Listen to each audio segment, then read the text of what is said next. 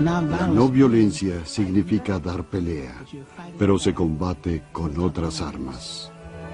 El poder que Gandhi descubrió cambió al siglo XX.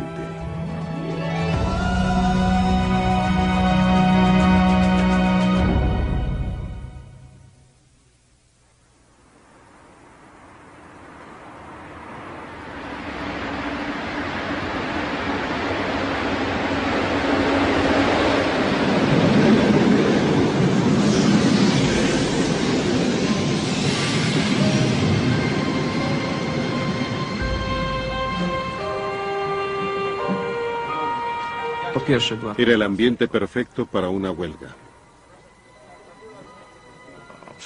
Comenzamos a distribuir los panfletos antes de las 6 de la mañana. En cualquier momento pudieron haberme detenido y arrestado, así que, obviamente, tenía miedo.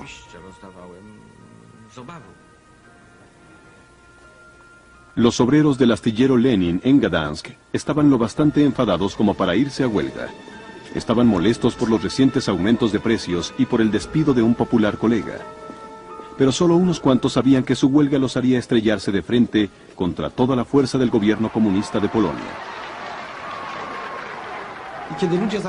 Las personas comenzaron a gritar: ¡abran la puerta!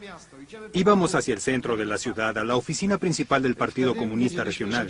Entonces supimos que teníamos que comenzar a cantar el himno nacional. Eso tranquilizaría a las personas. No íbamos a cometer el error de 1970, cuando salimos a las calles y los tanques nos aplastaron. Todos los obreros de Polonia sabían lo que sucedió en diciembre de 1970. Los huelguistas salieron del astillero y marcharon a la oficina principal del Partido Comunista. 6 de ellos fueron asesinados y 300 fueron heridos. Aprendieron que es inútil enfrentar a las tropas armadas en las calles. Uno de ellos era un electricista del astillero de 27 años de edad llamado Lech Walesa. Fue despedido por su activismo sindicalista en 1976. Pero ahora en 1980 había vuelto para ayudar a organizar la huelga. Durante esos 10 años, desde 1970, cuando era líder en el mismo astillero, había estado pensando en dónde se habían cometido errores y en cómo actuaría si el destino me diera de nuevo la oportunidad de ser líder. Esta vez, Walesa y otros líderes de la huelga habían planeado todo cuidadosamente. Walesa era conocido y le simpatizaba a muchos en el astillero. Él anunció: tomaremos el astillero. Yo seré el último en salir. Su huelga sería estrictamente no violenta. El gobierno no tendría ninguna excusa para comenzar a disparar. El comité de la huelga requisó una cafetería en la antigua sección de Walesa. Su primer paso fue asegurarse de que las noticias de la huelga no fueran suprimidas por el régimen. Alina Pienkowska, una enfermera del astillero, telefoneó a Jacek Kuron, al Comité de Defensa de los Obreros en Varsovia, que pasaría las noticias a Radio Europa Libre y a la BBC. Gracias a eso, el mundo podría saber de nosotros. No solo el mundo, también las familias de los obreros del astillero de Gdansk se enterarían de por qué sus esposos, o sus padres, o sus hijos no volvieron a sus casas a la hora de siempre. Esa llamada telefónica hizo que las personas se organizaran en la ciudad de Gdansk. El viernes por la mañana, la huelga se había extendido. El transporte público estaba detenido, el puerto estaba cerrado y 22 fábricas estaban en huelga, 50.000 obreros en total. El gobierno había cortado las líneas telefónicas al resto de Polonia por miedo de que las huelgas se generalizaran, pero era demasiado tarde. En toda Polonia, las personas ya sabían sobre la huelga de Gdansk. En la cafetería, el comité de huelga preparó una lista de exigencias y panfletos para los obreros en huelga. Como primer punto estaba el derecho a organizar sindicatos libres e independientes y el derecho a la huelga. derechos sin precedente que el régimen comunista de Polonia seguramente rechazaría. El sábado, el director del astillero recibió órdenes de sus superiores del Partido Comunista y estaba listo para comenzar las negociaciones. El astillero ofreció generosos aumentos del sueldo y mejores condiciones de trabajo. Todo, menos los sindicatos independientes. Pero cuando se hizo la votación, la administración saturó al comité de huelga con oficiales del partido. Los términos fueron aceptados y los obreros comenzaron a volver a sus casas. Mientras miles se dirigían hacia la puerta, Ana Valentinovich, despedida recientemente pero ahora reintegrada a su empleo gracias al acuerdo alcanzado, les recordó que su arreglo había excluido a los otros obreros que habían apoyado a la huelga. ¿Qué me dicen de aquellos que nos apoyaron? Hay 40 fábricas. ¿Qué me dicen de esas personas? Me sentía avergonzada y desesperada. ¿Qué debíamos hacer? Alina Pienkowska, la enfermera, corrió a la puerta principal e intentó detener a los obreros. Un pequeño grupo se reunió a escuchar mientras les suplicaba que se quedaran. Si realmente queremos sindicatos libres, si realmente queremos tener influencia sobre la administración, debemos actuar en solidaridad con los demás y continuar con la huelga. Miles ya se habían ido a sus casas, pero unos centenares quedaron convencidos por los argumentos de Alina. Se quedaron esa noche para mantener viva la huelga. Durante la noche tomaron una decisión fatídica. Formar un comité de huelga para muchas fábricas, representando a todos los obreros de toda Polonia. Este comité aumentaría su fuerza 1000 veces y crearía una base de poder popular nunca visto en la Polonia comunista.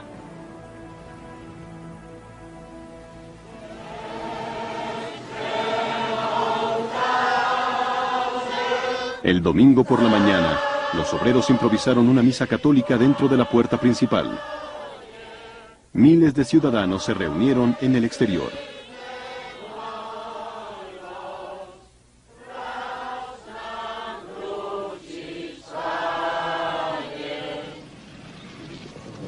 La puerta fue decorada con flores, mensajes de apoyo y una fotografía del Papa, que es polaco. Fue una inesperada muestra de apoyo para los huelguistas.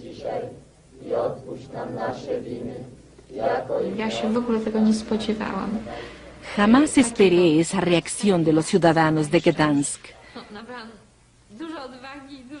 Me dio mucho valor y energía para actuar, porque comprendí que quizá podríamos lograr algo.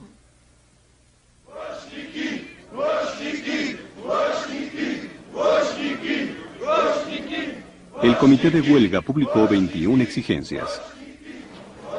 Ese documento estimuló a los obreros de otras ciudades. Uno de ellos era un electricista de 27 años de edad de una fábrica de tractores cercana a Varsovia, Zbigniew Bujak. Repentinamente supimos sobre la huelga en Gdansk. Leímos las 21 exigencias. Como decimos en Polonia, literalmente sentíamos que habíamos tomado a Dios por el brazo. De pronto sentimos que teníamos en nuestras manos una herramienta que, de no cometer un error, daría unos frutos maravillosos. En Gdansk, los huelguistas que pasaron el fin de semana dentro del astillero se sintieron recompensados. Ahora 15.000 obreros estaban regresando para integrarse a la huelga.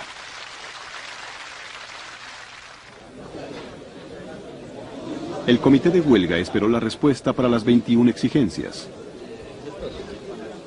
Mientras tanto, más fábricas se unieron al paro. Continuamente ganaban influencia sobre un sistema que nunca había permitido la existencia de un poder separado del Partido Comunista. En todas partes los obreros siguieron el ejemplo de Gdansk, reduciendo los riesgos al quedarse dentro de sus puestos de trabajo. No saldremos de la puerta. porque sería muy fácil para las autoridades simplemente provocarnos e introducir a la policía y al ejército. Queríamos evitarlo. Por ejemplo, sabíamos acerca de las actividades de Gandhi y de Martin Luther King.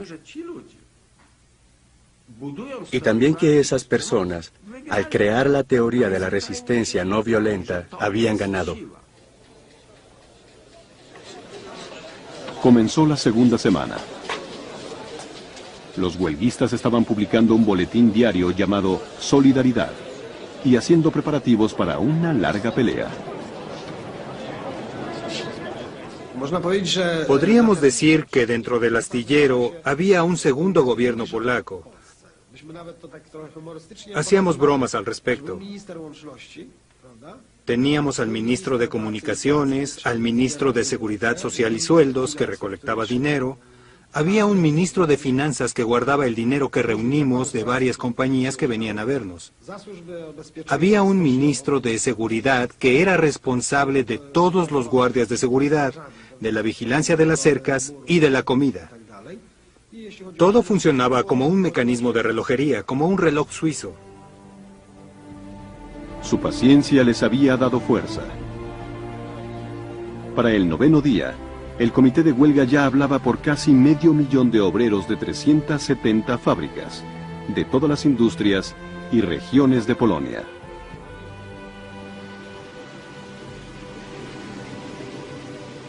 Los negociadores gubernamentales llegaron al astillero. El largo estancamiento parecía haber terminado. Jerzy Kolodziejski, gobernador de la provincia de Gdansk, estaba en el equipo de negociadores. Algunas personas estaban aplaudiendo, felices de que hubieran llegado las autoridades, de que el gobernador de la provincia viniera al astillero para comenzar las negociaciones. Otros me insultaban y me abucheaban, despreciándome. No tenía ninguna duda de que iba a ser el chivo expiatorio. Los obreros exigieron que todas las discusiones fueran transmitidas por los altavoces del astillero. Debía permitirse que los medios de comunicación polacos cubrieran la huelga y las conversaciones. El gobierno llegó a la mesa de negociaciones después de 10 días de usar maniobras dilatorias. Todo nos salió al revés. Resultó que esos 10 días fueron usados por los huelguistas para fortalecer su organización, para endurecer al comité de huelga y convencer al pueblo de que si no negociábamos con él era imposible acabar con el conflicto. Mieczysław Jagielski, el primer ministro subrogante de Polonia, enfrentó a Lech Walesa, un electricista de 37 años de edad. Jagielski estaba acostumbrado a los micrófonos y a las cámaras. Walesa se describió como un simple obrero que seguía a su corazón.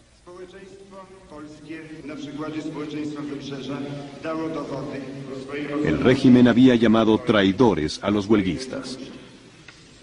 Ahora el primer ministro subrogante era enviado a negociar con ellos.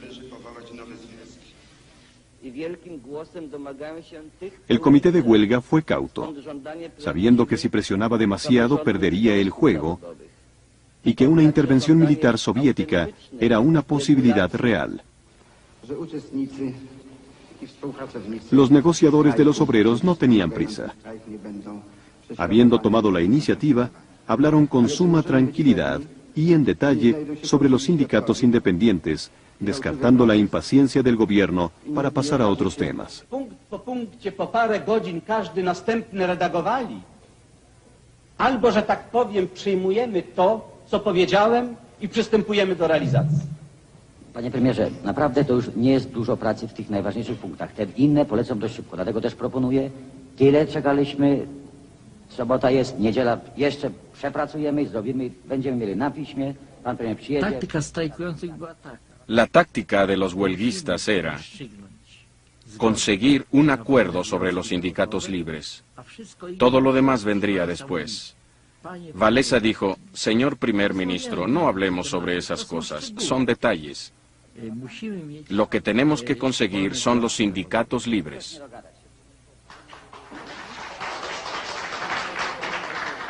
My chcemy, jeśli to wszystko dobrze pójdzie...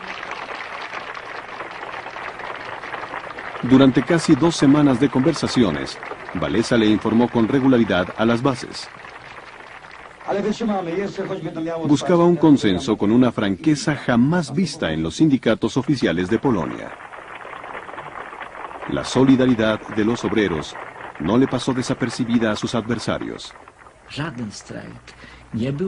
Ninguna huelga fue llevada a cabo con tanta decisión, con tantos deseos de victoria y tal consolidación, con la convicción de que tenían que salir de la habitación victoriosos.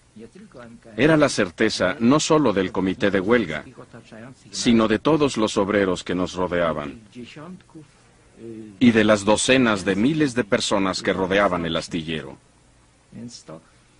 Todo esto surtía efecto. Nos doblegó. Hablando con franqueza, así fue. Las fábricas paradas creaban presiones que beneficiaban a los huelguistas. En Gdansk tenían como rehenes maquinaria muy valiosa y naves sin terminar.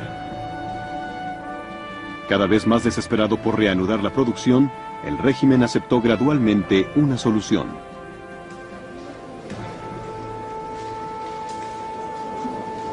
El domingo 31 de agosto, el acuerdo quedó listo para ser firmado.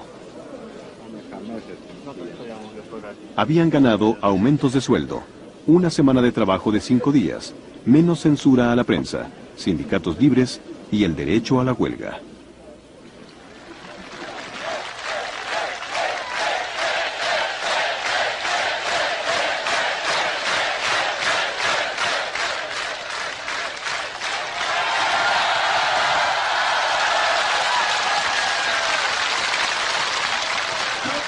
Jak powiedziałem pierwszego dnia, że zwyciężymy i zwyciężyliśmy. Taka jest polska prawda.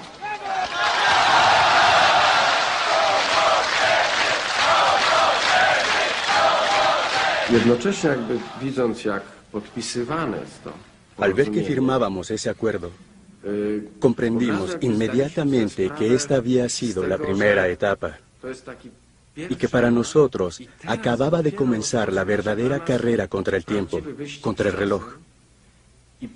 El auténtico combate táctico, intelectual con la otra parte, con aquellos en el poder estaba iniciándose, porque era obvio para nosotros que estaban firmando el acuerdo, pero que inmediatamente buscarían romperlo.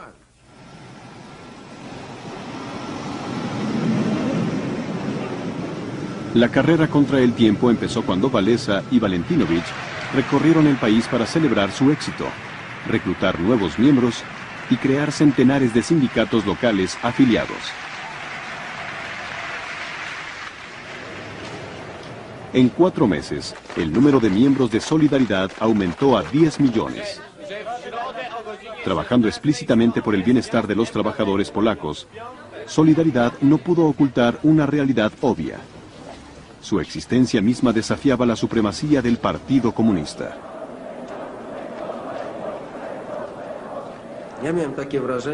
Desde el principio sentí que los oponentes estaban preparándose para atacarnos. Pero cuando estuvieron listos para atacar a 100 organizaciones, ya existían 1000. Cuando estuvieron preparados para esas 1000, ya había 10.000. Y no había 100.000 miembros, sino 1 millón, y después 10 millones. Solidaridad debía crecer rápidamente y ser lo bastante grande para que cuando viniera la inevitable represalia fuera demasiado poderoso para ser destruido. Los activistas del sindicato fueron acosados, sus diarios censurados, sus oficinas allanadas. Se le ordenó a los obreros trabajar 2 sábados al mes, abiertamente violando el acuerdo. Solidaridad contraatacó. Tak. Wydaje mi się, że w poniedziałek postawię cały kraj na nogi. Zrobię strajk. Pan tak przekaże to. Ja mam dość żartów i podjazdów. Panie wojewu, pan dobrze wie. Więc pan przekaże rządowi, że w poniedziałek prawdopodobnie dam rozkaz do strajku generalnego. Dziękuję. Trochę demokracji, trochę wolności osobistej. Przez każdych ludzi. O, nie dam rady. Tak może trudno. Niekulturalnie tego nie można. Un año después de ser fundado, el sindicato reeligió a Walesa como presidente. Pero la estructura abierta y democrática de Solidaridad lo hizo vulnerable a sus propios extremistas y a espías. Había algunos agentes, aún ahora puede escucharlos en las cintas, que estaban arrojando leña al fuego diciendo que hiciéramos una marcha en Varsovia reuniendo a 100.000 o 200.000 personas y después lucháramos cuerpo a cuerpo. Obviamente las autoridades no tenían ninguna alternativa. O dejaban el poder y convocaban a elecciones democráticas o usaban sus tanques y nos enviaban a prisión. La noche del 11 de diciembre de 1981, las autoridades comunistas irrumpieron en una conferencia de los líderes nacionales de Solidaridad. Todos los miembros del Presidium fueron arrestados en su hotel. En los siguientes 2 días, los activistas de Solidaridad fueron capturados por miles. El 13 de diciembre se declaró la ley marcial. En el momento en que nos atacaron, dije esto. En este instante acaban de perder. Hemos ganado.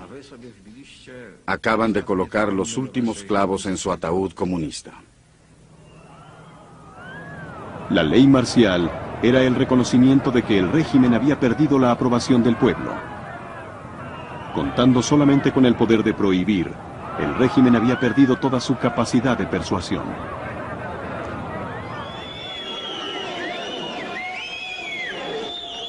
Aunque el sindicato fue declarado ilegal, el apoyo popular no disminuyó.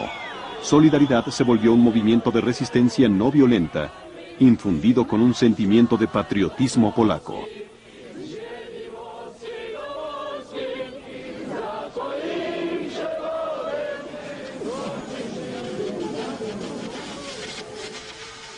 Despojado de su liderazgo central, Solidaridad se mantuvo vivo en miles de organizaciones pequeñas, demasiadas para ser destruidas. La prensa clandestina las unificó. Resistían y además ignoraban el poder del Estado.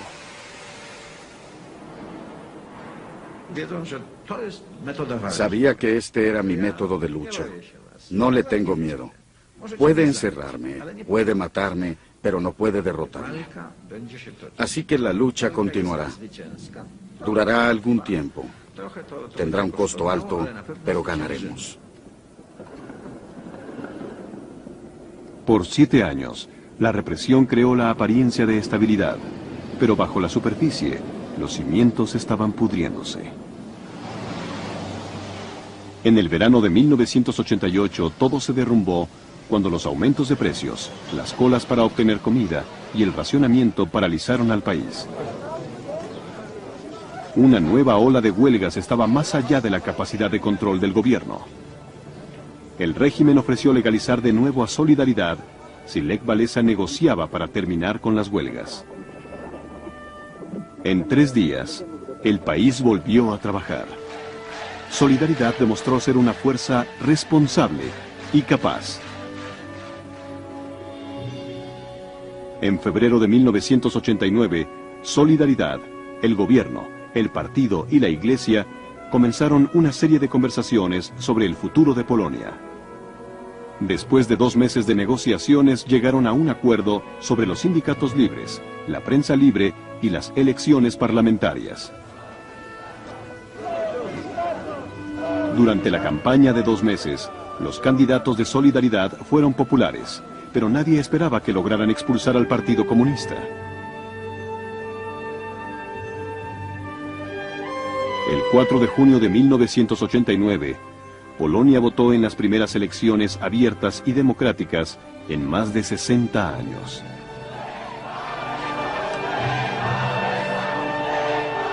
Esa noche, en la plaza que estaba frente al apartamento de Lech Walesa, se celebró la victoria.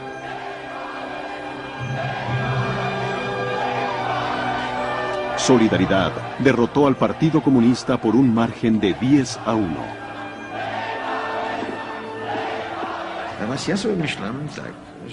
Si tan solo abrieran una pequeña rendija en las puertas a la libertad, pondría mi bota de clase obrera en medio de ellas y no podrían cerrarlas.